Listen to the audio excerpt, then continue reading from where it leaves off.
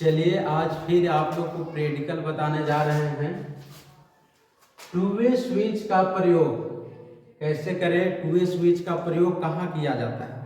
आज जो प्रैक्टिकल बताने जा रहे हैं वो बहुत ही अच्छा प्रैक्टिकल है और बहुत ही उसका यूज ज़्यादा है। उसके यूज करने के बाद आपको बहुत सा फायदा होगा, क्योंकि ये सीढ़ियों की वायरिंग बोला जाता है। देखिए, इसको सीढ़ियों की वायरिंग भी बोला जाता है और जीने की वायरिंग भी बोला जाता है। ये है वायरिंग। इस वायरिंग का बहुत ही महत्वपूर्ण है कि एक बल्ब को हम दो जगह से कैसे कंट्रोल करेंगे। दो जगह से ऑन भी होगा और दो जगह से ऑफ भी होगा। ये टू वे स्विच का प्रयोग किया जाता है। आज हम टू वे स्विच का प्रयोग बताने जा रहे हैं कि इस प्रयोग से हम कैसे एक बल्ब को दो जगह से कंट्रोल कर सकते हैं। ऑन भी कर सकते हैं दोनों स्विच से और दोनों स्विच से ऑफ भी हो सकता है।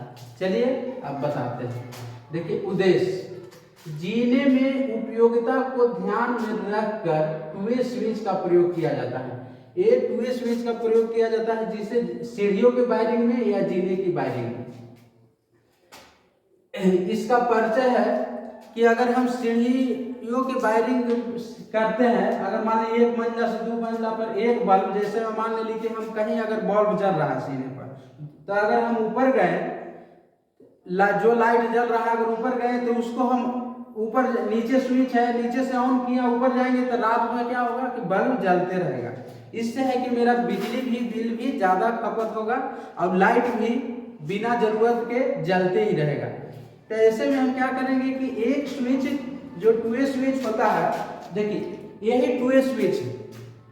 टू वे स्विच ये है, जैसे में ऐसे वन वे स्विच में दो ही पोल होते हैं, इसमें तीन गो पॉइंट होते हैं। देखिए दोनों स्विच में तीन पॉइंट है, 1 2 3, इसमें भी 1 2 3, कितने पॉइंट है? तीन है। देखिए इसी को टू वे स्विच बोला जाता है। इसको हमको एक बल्ब को दो जगह से कंट्रोल करने के लिए क्या करते हैं कि एक वो स्विच जो है नीचे एडजस्ट कर देते हैं बोर्ड में, आइए वो ऊपर कर देते हैं। अब इससे क्या है कि अगर हम नीचे, अगर मान लीजिए कि हम जा रहे हैं ऊपर, लाइट हमको जलाना है तो ऑन किए, तो ऑन करने में क्या, वन वे स्विच हम जब ऑन करते हैं तो लाइट जलते रहता है, यहीं से हमको ऑन ऑफ हो सकता है। यानी कि जिस स्विच से हम चालू किए उसी से हम बुझा सकते हैं। लेकिन इसमें खासियत क्या है कि इससे अगर हम ऑन किए तो इससे भी ऑफ होगा, फिर इससे अगर ऑन किए तो इससे भी ऑफ होगा। मतलब दोनों स्विच काम करता है ऑन ऑफ करने में। देखिए, और इससे क्या है कि हम अगर जा रहे हैं एक मंजिला से दो मंजिला पर, तो उस जगह पर हम स्विच अगर बीच में अगर सीढ़ियों पर अगर दिए हुए हैं तो उससे हमको एक ही स्विच से हम इससे ऑन कर देंगे, अगला से ऑफ कर देंगे। फिर अगर उधर से आ रहा है कोई व्यक्ति तो फिर अगला स्विच जो है उसको अगर ऑन करेगा तो फिर लाइट जल जाएगा, फिर नीचे आके बुझा देगा। तो ये है खासियत। दूसरों में इसको में हमको सामग्री की क्या क्या आवश्यकता पड़ता है, आवश्यक उपकरण एवं सामग्री। इसको में है कॉम्बिनेशन प्लायर, वायर को मोड़ने उड़ने काटने उड़ने में प्रयोग किया जाता है। पेचकस, चाकू हो गया वायर को काटने उड़ने में। पोकर हो गया, जब हम मान ली कि बोर्ड बना रहे हैं तो उसको में स्क्रू को कसने के लिए, छिद्र उद्र बनाने के लिए, ऑन करने के लिए पोकर का यूज किया जाता है। हैंड ड्रिल मशीन का, जहाँ सुराख उराख छिद्र करना है दीवार वाल में, तो उस जगह पर हम बोर्ड के एडजस्ट करने के लिए हैंड ड्रिल मशीन का। टेनसा, जैसे में हम बोर्ड बना रहे हैं लकड़ी उकड़ी का, तो बोर्ड को कंस्ट्रक्शन तैयार करने के बाद काटने के लिए पाइप वगैरह को टेनसा भी प्रयोग करते हैं। पीवीसी केसिंग का प्रयोग करते हैं। बैटन होल्डर, जिसमें हम बॉल को लगाएंगे उसको हम बैटन होल्डर कहते हैं। फिर टू वे स्विच का, टू वे स्विच है के हमको जरूरी पड़ता है। और फिर लैंप 100 वाट या 60 वाट का हम प्रयोग करते हैं। अब क्या है, इसमें सुरक्षा और सावधानियां, क्योंकि हर काम अगर विद्युत से रिलेटेड, देखिए ये जरूरी है, अगर विद्युत से रिलेटेड कोई भी हम वायरिंग कर रहे हैं तो सुरक्षा और सावधानियां को महत्वपूर्ण ध्यान रखनी चाहिए। क्योंकि अगर सुरक्षा हमारे पास नहीं है तो दुर्घटना घट सकता है। इस चलते सुरक्षा सावधानियां पर विशेष ध्यान देना। क्या ध्यान देना चाहिए वायरिंग में कोई नांगा तार दिखाई ना दे। जब हम वायरिंग कर रहे हैं तो उसमें कोई वायर ऐसा ना हो जो नांगा हो, क्योंकि किसी कारण से अगर हाथ में शरीर में स्पर्श कर दिया तो क्या होगा, शॉर्ट करंट लग सकता है, या अगर आपस में ही वायरें सट जाएगा तो शॉर्ट सर्किट हो सकता है। दूसरे है संयोजक कसे हो ताकि धारा अनियमित ना होने पाए। मतलब जो हम वायर में अगर कहीं भी अगर स्विच में अगर हम वायर कस रहे हैं तो बिल्कुल कसा हुआ होना चाहिए, ढीला नहीं होना चाहिए। ढीला होने से क्या होता है, स्पार्किंग भी होगा, शॉर्ट सर्किट होने का खतरा रहता है। केसिंग में तारों को उलझने ना दें। मतलब जब हम वायर कस रहे हैं तो आपस में उलझना नहीं चाहिए, बिल्कुल दम फ्रेश होना चाहिए। फिर है कार्य विधि, सर्वप्रथम वायरिंग बोर्ड पर वायरिंग आरेख बनाएं। देखिए सर्वप्रथम वायरिंग बोर्ड पर वायरिंग आरेख बनाएं, यानी कि जब हम वायरिंग कर रहे हैं तो उससे पहले हम डायग्राम बना लें। देखिए आरेख मीन्स क्या होता है, आरेख मीन्स होता है ड्राइंग। ड्राइंग पहले बनाए, नाप के अनुसार केसिंग काटते हैं और पेंचों से वायरिंग बोर्ड पर कस देते हैं। मतलब हम जब केसिंग काटेंगे तो क्या करेंगे, माप कर लेंगे, क्योंकि माप नहीं करेंगे तो ऐसे ही बर्बाद होगा। इस चलते माप करना जरूरी है कि आवश्यकता के अनुसार ही हम काटें और पेंचों से वायरिंग बोर्ड पर क्या करें, कस देते हैं। फिर है मध्य में राउंड ब्लॉक पर बैटन होल्डर लगाते हैं, यानी बीच वाले भाग में क्या करते हैं, बैटन होल्डर लगाते हैं। किसके लिए, बल्ब को लगाने के लिए, और बल्ब फिट कर देते हैं। बैटन होल्डर लगाने के बाद उसमें क्या होता है, बल्ब को हम फिट कर देते हैं। फिर है सप्लाई देते हैं और परिपथ की कार्य प्रणाली की जांच करते हैं। सप्लाई के देने के बाद जांच कर लेते हैं कि सही से काम कर रहा है या नहीं, सही से हुआ कि नहीं। अब देखिए ये तो हम बता दिए उद्देश्य क्या है, परिचय क्या है, आवश्यकता, उपकरण, सुरक्षा सावधानियां सब बता दिए, कार्य विधि बता दिए।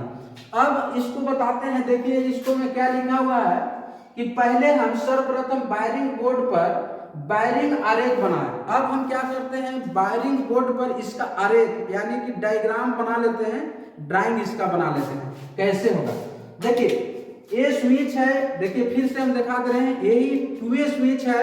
1 वे स्विच रहता है, जनरली हम लोग घर में पंखा बल्ब चलाने के लिए 1 वे स्विच का यूज करते हैं, लेकिन इसको में खास यही है कि सीढ़ियों की वायरिंग में 2 जगह से एक बल्ब को कंट्रोल करने के लिए, ऑन ऑफ करने के लिए 2 वे स्विच का हम प्रयोग करते हैं, जिसको में 3 पॉइंट होते हैं। देख लीजिए जनरली स्विच 1 वे स्विच में 2 ही होता है जो हम लोग घर में यूज करते हैं। इसको में खास बात है कि इसको में 3 गो पॉइंट होता है। अब 3 पॉइंट का कैसे हम कनेक्शन करते हैं, चलिए इसको हम डायग्राम बनाते हैं। देखिए सबसे पहले हम क्या करते हैं कि 2 वे स्विच को हम बना लेते हैं। देखिए इसको में 3 गो पॉइंट हम बना लिए, 3 गो पॉइंट हम बना लिए। एक और 2 वे स्विच, क्योंकि 2 वे स्विच 2 गो रहेगा,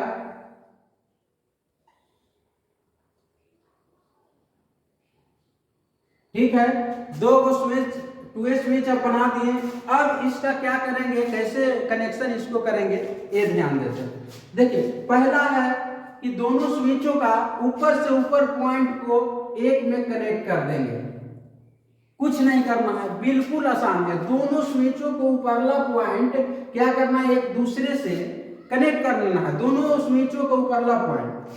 फिर क्या करना है, दोनों स्विचों को निचला पॉइंट से निचला पॉइंट में कनेक्ट कर देना है वायर द्वारा, ठीक है। इतना हो गया। अब क्या करेंगे, यहां से अब यहां देखिए एक बल्ब लगा लेते हैं। ये क्या हो गया, बल्ब हो गया मेरा। अब क्या करेंगे, यहां से फेज वायर ले जाएंगे, फेज यहां से ले गए हम, फेज ले जाकर इस स्विच में हम दे दिए। अब यहां से करेंगे, यहां से इसमें से फेज ले जाते हैं और इसमें यहां दे देते हैं बल्ब में। और न्यूट्रल क्या करेंगे कि यहां से ले जाकर यहां दे दिए, ये न्यूट्रल हो गया, ठीक है। समझ गए, ये बल्ब है, ये 2 वे स्विच 2 को है, दोनों को परला से पॉइंट जोड़ दिए और ये दोनों को निचला पॉइंट से जोड़ दिए।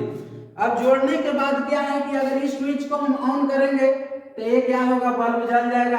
मान लीजिए सीढ़ियों की वायरिंग में बीच में अगर सीढ़ी पर लाइट के लिए लगाया गया है तो हम नीचे एगो जैसे हम सीढ़ी पर चढ़ने के लिए जाते हैं वहां पर एगो बोर्ड रहेगा, नीचे हम ऑन करेंगे तो ये लाइट क्या हो जाएगा, जल जाएगा। फिर ऊपर जाएंगे तो ये क्या करेंगे, ये स्विच अगर टिपेंगे पहुंचने के बाद एगो ऊपर रहेगा स्विच, ऊपर वाला टिपेंगे तो ये क्या हो जाएगा, ये लाइट जलने लगेगा, नहीं ऑफ हो जाएगा, यहाँ से चलेगा यहाँ से ऑफ हो जाएगा।